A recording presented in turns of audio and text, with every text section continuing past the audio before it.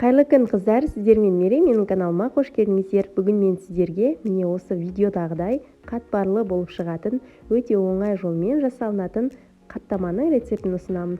Қаттаманы осы рецептпен үнемі жасайтын боласыздар. Видеоны соңына дейін қарап жасап көріңіз. Алдымен 250 грамм суға тұз, жұмыртқаны салып, тұзымыз ерігенше араластырамыз. Оның үстіне електен өткізіп алған ұнымызды салып, қолымызбен міне осындай қамыр илейміз. Қамырды 15-20 минутқа бетін жауып қойып қоямыз. Арасына мен осындай көк пиязды қостым. Қоспай жасасаңыздар да болады. Маған осы көк пияз қосқан ұнайды, сондықтан осылай майда бөліктерге бөліп алып, көк пиязымызды дайындап алдым. Қамырымызды алып, екі бөлікке бөлеміз. Бір бөлігін қайтадан ыдысқа салып бетін жауып қоямыз. Екінші бөлігін осылай ұн сала отыра қолымызбен дөңгелетіп жайып аламыз. Қамырды жаятын кезде міне видеоға мұқият қарасаңыздар, осылай қолымызбен жақсылап басып дөңгелек жасап алсаңыздар, өте оңай жайылатын болады.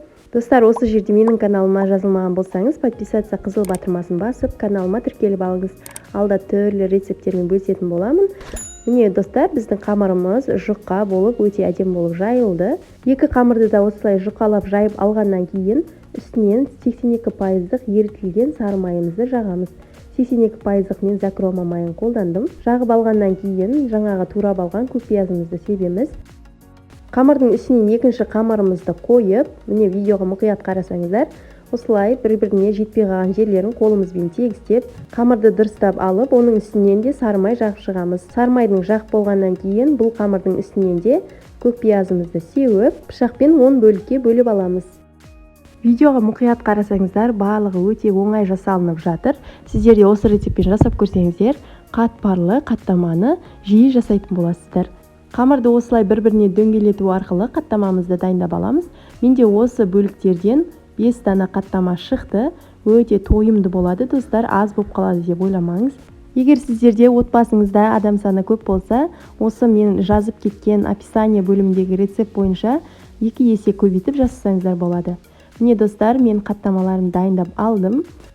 Барлығын пакетке салып, мұздатқышқа 20 минутқа қоя тұрамыз. Мұздатқыштан алғаннан кейін қаттамамыз кішкене болса да қатаяды. Міне достар, өте әдемі болып шығып жатыр. Қамырға ұн себудің қажеті жоқ, өте оңай жайылады. Міне оқтаудың көмегімен жай ғана баса отыра қамырларымызды жайып аламыз. Достар, осы жерде айта кетейін, менің табамның өлшемі кішкене болғандықтан мен қамырды кішірейтіп жайып шықтым. Егер сіздерде табаларыңыз үлкен болса, немесе сырттағы қазанға пісіретін болсаңыздар, үлкен етіп жайып алсаңыздар болады. Мен барлығын осылай жайып дайындап алдым. Табамызды отқа қойып, табаға міндетті түрде осындай кішкене сары май немесе сұйық майдан қосып қаттамамызды саламыз. Отымыздың асты қатты тұрмауы қажет, орташа отта тұрғаны дұрыс. Әр қаттаманы осылай салғаннан кейін қолымызбен немесе қасықтың көмегімен осылай айналдыра отырыңыздар. Қатты ыстық болмайды, қолдарыңызбен жасасаңыздар да болады. Осылай астыңғы бөліктерін піскенін қарап тұрыңыздар, видеоға мұқият қарап жасаңыздар. Әр қаттамаға менде 5 минут уақыт кетті. Міне асты қатты күйіп кетпес үшін осындай қасықтың көмегімен қайта-қайта қарап тұрыңыздар. Басып-басып осылай өте оңай жолмен пісіріп алсаңыздар болады. Міне достар, қатпарлы қаттамамыз дайын болуға аз қалды. Өте әдемі болып шығып жатыр. Сіздер де осы рецептпен міндетті түрде жасап көріңіздер. Екінші қамырды жаятын кезде де осылай кішкене май қосып жіберуді ұмытпаңыздар.